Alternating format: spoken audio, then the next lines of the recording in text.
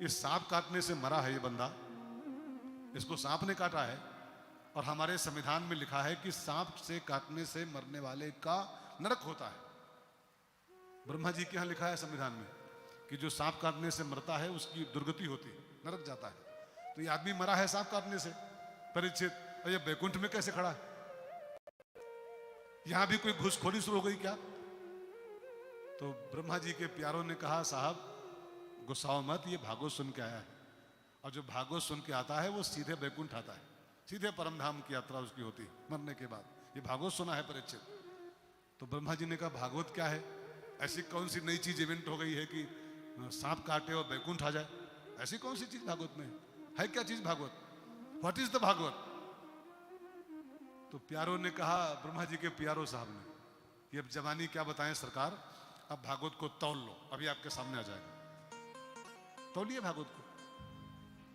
तो लिखा है भागवत में, सत्यलोके तुलाम बद्ध्वा, ब्रह्मा जी ने एक तुला बांधी, तुला मीन्स तराजू, तराजू बांधी, और तोलयत साधनान्यजाह, जितने भी अन्य साधन होते हैं, दान पुण्य पूजा पाठ तीर्थ व्रत आदि आदि, वो सब रखे एक और, एक पलड़े में, और भागवत की पोथी रखी एक और। एक पलड़े में सब साधन, जितने साधन होते हैं, पूजा पाठ जब तब सब, एक में भागवत की पोथी। और भागवत की पोथी स्थापित करते ही उसकी तुलना में सब हल्का हो गया, सबको लेके भागवत भारी हो गया। तब ब्रह्मा जी की खोपड़ी चकराई कि जिसके आगे दान पुण्य पूजा पाठ सब हल्का पड़ गया है। ऐसी भागवत को सुनने के बाद कोई बैकुंठ आ जाए, किम आश्चर्यम। और जानते हैं, ब्रह्मा ने भागवत की पोथी को तराजू से उतारा, और तराजू से उतार के अपने सिर पर रखा, अपनी कलम मंगाई, और अपनी पेन से ब्रह्मा जी ने उसकी किताब के पहले पन्ने में लिखा, मुक्ति ग्रंथ। ये सामान्य कथा नहीं है, ये मुक्ति शास्त्र है। इसको सुनने के बाद इंसान की सीधे मुक्ति होगी, सीधे परम धाम आएगा। तो तभी से कथा मुक्ति शास्त्र के नाम से विख्यात हो गई है। भागवत को खाली कथा मत मानिए, ये मुक्ति ग्रंथ है। इसको सुनने के बाद बैकुंठ में इंसान का बिल्कुल पक्का आरक्षण हो जाता है। जब भी आप संसार से विदा हो गए, आपका परम धाम में स्थान पक्का हो जाएगा। तो ऐसी कथा आप सुन, इसके आगे महात्म की दो कथाएं आई हैं। मैं बहुत संक्षेप में, जो टाइम बचा है इसी में बहुत सार में भागवत के महात्म की दो कथाएं आपको सुना दूं। दो छोटी छोटी कथाएं हैं, पद्म पुराण से ली गई हैं, और इनको सुन के फिर आज की आरती की जाएगी, और कल 3 बजे से फिर आगे बढ़ेंगे। एक मैं प्रार्थना कर लूं फिर आगे बढ़ूं। हालांकि कोई भीड़ की बात नहीं है और हमारे श्रोताओं की कमी कोई नहीं है, लेकिन फिर भी आपसे मेरी प्रार्थना है, कल के लिए, आज तो जो हो रहा है, आपका जो भी ग्रुप हो, व्हाट्सएप ग्रुप, फेसबुक ग्रुप है ना, अभी जब जाना आरती के पहले एक फोटो खींचने से था, स्टार्ट 3 से 7 का समय है, और आपके देखो, भीड़ नहीं बोला, भीड़ क्यों कम है क्या? भीड़ में क्या है इतनी भीड़? बहुत भीड़। वैसे भी कोरोना चल रहा है तो ज्यादा भीड़ नहीं।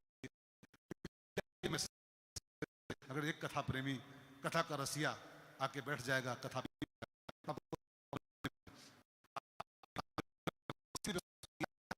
गया है, लेकिन आप भी एक काम करना कि शाम को एक मैसेज बनाकर डाल देना अपने मोबाइल ग्रुप पर कि कथा चल जी के मंदिर में 3 से 7 का समय है, आप सब पधारो। एक चलेगा तो उसका बेड़ा पार हो जाएगा, ठीक है ना? तो आइए, आज की आरती से पहले 2 कथाएं महात्म हैं, पद्म विराम। महात्मा ने क्या होता है? महात्मा मीन्स भागवत के महात्म की 2 कथाएं। महात्मा ने क्या होता है? महात्म्य, महत्व, महत्व, इंपोर्टेंस, इंपोर्टेंस करो अंग्रेजी में। तो महात्म्य क्यों सुनना चाहिए? पहले दिन महात्म्य का गान की परंपरा हमारे यहाँ है। महात्म्य क्यों सुनना चाहिए? महात्म्य सुनने से उस कथा का महत्व समझ में आता है, इस कथा का महत्व क्या है। और जब महत्व समझ में आता है ना, तो सुनने में मन लगता है। ये मन बड़ा लालची है, मन बड़ा लोभी है। इंपोर्टेंस न बताओ किस चीज का, महत्व न बताओ, ये लगता नहीं उसमें। जब इसको लालीपाप दोगे, बढ़िया, इसका ये फायदा, इसका ये फायदा, इसका ये फायदा, इसका ये फायदा, तब मन लगता है कथा में। लालची मन है ये। तो मन कथा में लगे, हम पूरे मन से कथा सुने, इसके लिए भागवत के महात्म की 2 कथाएं पद्म पुराण में लिखी हैं। अब दोनों सुनाऊं, उसके पहले एक बात और जान लो कि 2 कथाएं ही क्यों लिखी। एक नारद जी वाली कथा है, वो भक्ति ज्ञान वैराग्य वाली। धुंधकारी का चरित्र है, धुंधकारी वाला प्रसंग। 2 ही कथाएं क्यों लिखी? महात्मा की कथाएं 3 होनी चाहिए थी, अथवा 1 होती, 5 होती। 2 ही कथाएं क्यों? इसका बहुत गंभीर कारण यह है, कथा के 2 टाइप के श्रोता होते हैं। जो पंडाल में बैठते हैं लोग कथा सुनने के लिए, 2 ही टाइप के लोग होते हैं, 2 टाइप। कौन कौन? एक होते हैं निष्काम श्रोता और दूसरे होते हैं सकाम श्रोता। समझ में आ रहा है? निष्काम श्रोता जो खाली भक्ति ज्ञान वैराग्य चाहते हैं,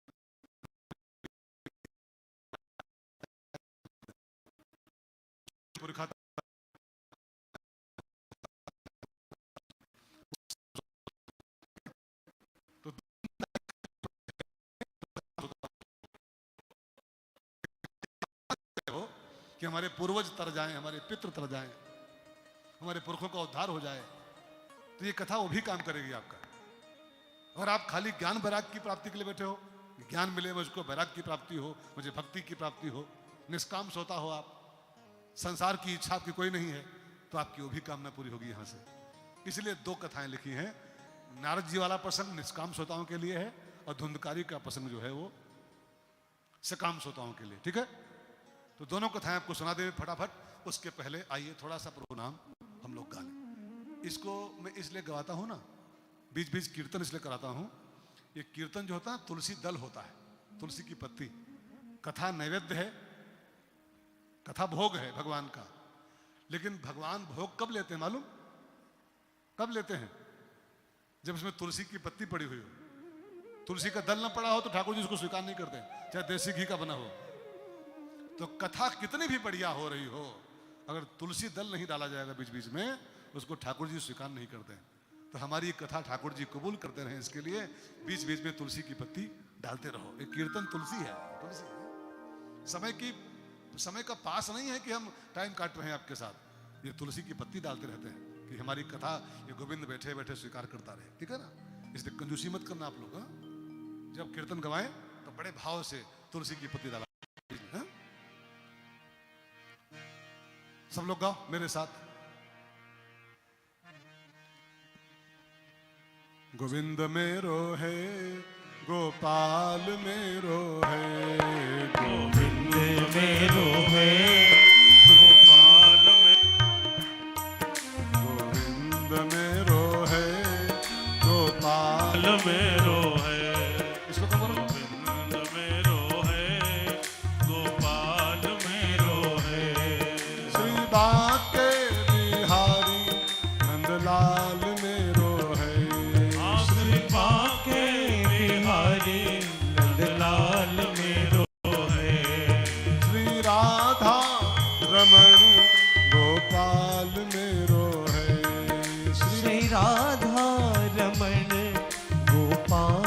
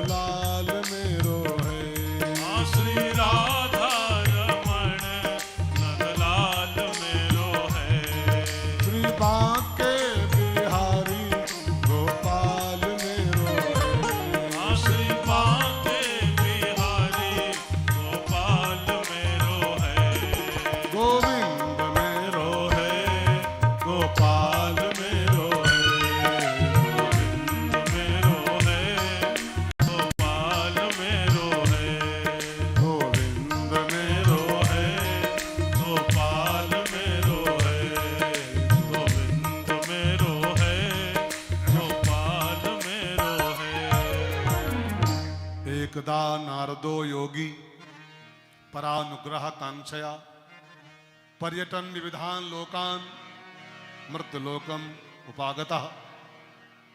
ये भागवत का मंत्र नहीं, सत्यनारायण कथा का मंत्र है। जो कथा है ना 5 शंख वाली, उसमें मंत्र आता है। नारद जी एक बार घूमते घामते मृत्युलोक में आए। प्यारा प्रसंग है, ध्यान देकर सुनिएगा। उस समय मृत्युलोक में कलयुग चल रहा था, सर्वत्र कलयुग छाया हुआ था। आश्रमों में, मठों में, मंदिरों में, ब्राह्मणों के यहाँ, संतों के यहाँ, सब जगह जहां भी जाएं वही कलयुग का प्रभाव दिखाई पड़ा उनको। देख रहे हैं संत लोग सब, कोई फांसी लगा के मर रहा है, कैसे मर रहा है, सब जा रहे हैं। ये सब कलयुग का असर है। जहां भी जाके नारद जी जहां जिस कोने में जाएं, कलयुग का असर। संतों के यहाँ गए, वहां भी कलयुग का असर। संतों के जाके देखो, सब कलयुग का। पूछो ये सामान किसका लोड हो रहा है? ट्रक में सामान लोड हो रहा है। पूछो किसका सामान है? ये किसका सामान ट्रक में भरा जा रहा है? बोलते हैं ये सामान त्यागी जी का लोड हो रहा है। अब सोचो, नाम त्यागी जी है और ट्रकों में सामान लोड होता है, ट्रकों में। पूछो ये बच्चे किसके हैं? ब्रह्मचारी जी के हैं। ये कलयुग का असर है। ये पूछो ये हल्ला कौन मचा रहा है? मौनी बाबा हल्ला मचा रहे हैं, मौनी बाबा। नारद जी महाराज जहां भी गए मृत्युलोक में, सर्वत्र कलयुग का प्रभाव। मंदिरों में, तीर्थों में, जहां भी जाए, आश्रमों में घूमते घूमते कलयुग के प्रभावों को देखते हुए वृंदावन में आए। जब वहां क्या देखा? तत्राश्चर्यम मया दृष्टम। एक आश्चर्य मैंने वहां देखा। नारद जी खुद बोल रहे हैं। एका तो तरुणी, एक नौजवान स्त्री बैठी वृंदावन किनारे। वृद्धौ दो, उसके सामने 2 बुढ़े पड़े हुए हैं। पतितौ पार्श्वे निस्वस संताव अचेतनो, दोनों बेहोश हैं, बुढ़े हो। लंबी लंबी सांस दोनों की चल रही है, एक एक सांस को जैसे तरस रहे हो। वो जो महिला है नौजवान सी, वो उनको हिला रही है, उठा रही है, जगा रही है। उठो बेटा, उठो बेटा, स्वस्थ हो जाओ बेटा। वो स्वस्थ नहीं हो पा रहे, रो रही है और जगा रही है। नारद जी कुछ दूर से खड़े इस सीन को देख रहे थे कि वृंदावन की धरती, नौजवान महिला और 2 बुढ़े बेहोश, बीमार, जर्जर, बेहोश। ये इसको रो रही है कौन? इसके इन दोनों का नाता क्या है? इनको बीमारी कौन सी हो गई? क्यों नहीं उठ पा रहे हैं दोनों ये? तो नारद जी ने उस महिला से पूछा, वो जो जवान महिला थी, देवी जी कौन हो आप? ये दोनों बुढ़े कौन है तुम्हारे? लख कर नारद हो गए चकित, बोले देवी या बतलाओ। लख कर नारद हो गए चकित, बोले देवी या बतलाओ। ये पुरुष कौन, तुम रोती क्यों? ये पुरुष कौन, तुम रोती क्यों? अपना दुख मुझको बतलाओ। ये पुरुष कौन, तुम रोती क्यों? अपना दुख मुझको बतलाओ। नारद जी ने पूछा, देवी जी कौन हो आप? नौजवान सुंदर स्त्री, आपके दोनों सब बुढ़े सामने खड़े हैं, कौन है आपके दोनों? ये इनको कौन सी बीमारी पकड़े हुए? तो वो महिला ने अपना परिचय दिया, महाराज मैं कौन हूं, समझो, मेरे दर्द को समझो। अहम भक्ति, मैं भक्ति हूं। इमो में तनयो, ये दोनों हमारे बेटे हैं। ज्ञान वैराग्य नामानो, उनका नाम ज्ञान वैराग्य है। काल योगेन जर्जरो, कलयुग की थपेड़ में दोनों जर्जर हो गए, बुढ़े हो गए। कलयुग ने ऐसा झटका मारा है कि दोनों बेहोश हो गए। अब ये उठ नहीं पा रहे हैं, तंदुरुस्त नहीं हो पा रहे हैं। माँ जवान, बेटे बुढ़े। मैं बहुत उपाय लगा चुकी हूं, उठे नहीं पा रहे हैं। तो नारद जी ने कहा मैं भी उपाय लगाता हूं, मैं भी लगाऊं उपाय थोड़ा सा। तो नारद जी ने क्या किया? वेद वेदांत घोषैश्च गीता पाठे मुहुर्मुहु। नारद ज्ञान वैराग्य जो पढ़े थे बेहोश, उनके कानों में वेद वेदांत घोषैश्च, वेद वेदांत के मंत्रों का घोष किया। गीता पाठ है, मुहुर्मुहु, कई बार गीता का पाठ सुनाया उनको। ये सब करें तो तनिक उठ जाएं, लेकिन फिर गिर जाएं, स्थायी रूप से नहीं उठ पाए। तनिक उठे फिर डाउन, फिर गिर जाएं। तो नारद जी ने पूछा, देवी जी ये तो उठ ही नहीं पा रहे हैं, मुझको शांति नहीं मिलेगी। ध्यान देकर सुनना भाई बहनों, आपकी भक्ति लाख युवा हो, इस पॉइंट को नोट करो। वो क्या बोलते हैं वकील लोग कोर्ट में, be noted, point be noted, point be noted. इस पॉइंट को नोट किया जाए। मिलॉर्ड, आपकी ये कथा नहीं है, सूत्र पकड़िएगा। आपकी भक्ति लाख तंदुरुस्त हो, लाख युवा हो, लाख सुंदर भक्ति आपकी हो, लेकिन यदि आपका ज्ञान वैराग्य तंदुरुस्त नहीं है तो आपकी भक्ति भी आपको शांति नहीं दे पाएगी। वो खुद शांति नहीं पा सकती है भक्ति हो। जिसका ज्ञान वैराग्य बेहोश रहता है उसकी भक्ति रोती रहती है।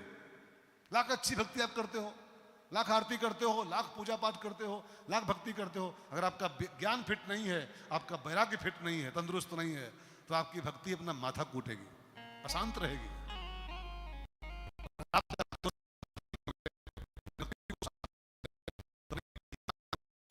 अपने वैराग्य को फिट रखो। ज्ञान से क्या होगा? ज्ञान से आपका मोह नष्ट होगा, और वैराग्य से आपके संसार की जो फसावट है, संसार की जो अटकन है, ये खत्म हो जाएगी। मोह सकल व्याधिन कर मूला, ये मोह खत्म होता है ज्ञान के द्वारा। राम माने ज्ञान, मोह माने रावण। रावण को कौन मारा था? रावण मोह का प्रतीक है, राम ज्ञान के प्रतीक है। ज्ञान से मोह से संसार की मोह नहीं जाएगा और संसार की फसावट नहीं जाएगी, तब तक शांति कहां मिलेगी? इसलिए भक्ति बैठी रो रही। ज्ञान वैराग्य जिसके बेहोश हैं उसकी भक्ति अशांत रहेगी, जीवन अशांत रहेगा। कोशिश करो कि आपका ज्ञान भी ठीक रहे, आपका वैराग्य भी ठीक रहे। तो नारद जी ने बहुत उपाय लगाए, जब नहीं ठीक हुए तो उन्होंने भगवान सूर्य से पूछा कि ठाकुर जी, मैं ज्ञान वैराग्य को जाना चाहता हूं। वेद वेदांत के मंत्र पढ़े हैं, गीता का पाठ सुनाया है, तनिक तो उठते हैं फिर गिर जाते हैं, तनिक उठते हैं लेकिन टिक नहीं पा रहे हैं। कोई स्थायी उपाय बताओ महाराज जी, स्थायी सॉल्यूशन। तब भगवान सूर्य ने कहा कि महाराज इनको, नारायण, प्रभु नारायण ने कहा इनको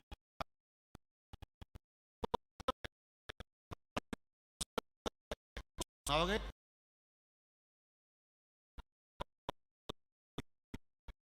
इनको तो नारद जी वहां गए, किसको बनाए, तो भागे खोज में कि किसको व्यास, किसको बुक करें, कौन भागवत सुनाएगा ज्ञान वैराग को। तो बद्रीनाथ में आए, वहां उनको 4 संत मिले, ऋषि, भागवत के प्रेमी हैं दोनों चारों महात्मा, भागवत के परम विद्वान वक्ता हैं, प्रेमी वक्ता हैं, उन्हीं को पकड़ के लाए हरिद्वार में। ध्यान देके सुनना, ज्ञान वैराग कहां पड़े हैं बेहोश? वृंदावन में, ठीक है। और कथा कहां शुरू हुई? हरिद्वार में, गंगा के तट पर। अब लिखा है कि हरिद्वार में कथा शुरू हुई तो वृंदावन में जो ज्ञान वैराग्य पड़े थे वो तंदुरुस्त हो गए। कथा के शब्द कान में पड़े और तंदुरुस्त हो गए दोनों।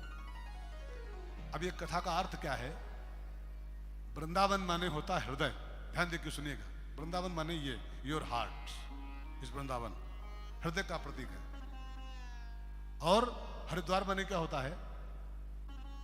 हरिद्वार माने होता है कान। हरिद्वार, हरिद्वार जहां से हरि एंट्री करते हैं जीवन में। हरि द्वार, हरि द्वार, हरि का जो गेट है जहां से हरि की एंट्री होती है। और हरि की एंट्री कहां से होती है? तो भगवान ने कहा है शास्त्रों में, प्रविष्टः कर्ण रंध्रेन, मैं कानों के द्वार से प्रवेश करता हूं जीवन में। ध्यान देकर सुनिएगा। तो हरिद्वार माने क्या हो गया? जहां से भगवान प्रवेश करते हैं तो कान, कर्ण रंध्रेन, तो हरिद्वार माने कान। अब खाली कथा के शब्दों में सुनना कि हरिद्वार में कथा हो रही है और वृंदावन में, वृंदावन माने योर हार्ट, जहां ज्ञान वैराग्य बेहोश पड़े। बाहर नहीं कहीं, यहीं बेहोश पड़े दोनों। ज्ञान अंदर है बट बेहोश है, वैराग्य भी अंदर है हृदय में बट बेहोश है। अब क्या करना है? हरिद्वार में कथा सुनो। जो अपने हरिद्वार में कथा सुनता है, वृंदावन में जो ज्ञान वैराग्य पड़े हैं तंदुरुस्त हो जाते हैं। अगर आप अपने हृदय में पड़े हुए ज्ञान वैराग्य को स्वस्थ करना चाहते हो तो अपने कानों से भगवान की कथा का श्रवण करो। जिनके श्रवण समुद्र समाना, जिनके श्रवण समुद्र समाना। कथा तुम्हारी सुभग सरिनाना, कथा तुम्हारी सुभग सरिनाना। ही निरंतर होहि न पूरे, भरहि निरंतर होहि न पूरे। तिनके ही तुम कहो ग्रह रूरे, तिनके ही तुम कहो ग्रह रूरे। मनुष्य के ज्ञान को तंदुरुस्त करने के लिए, मनुष्य के बैराग को स्वस्थ करने के लिए जो कथा सुनी जानी चाहिए, उस कथा का नाम है भागवत। जब आप सुन रहे हो, इसको सुनने से ज्ञान जाग जाता है, इसको सुनने से वैराग्य जागता है, इसको सुनने से आपकी भक्ति जो है, वो जो रो रही है, वो प्रसन्न हो जाती है, नाच उठती है भक्ति हमारी।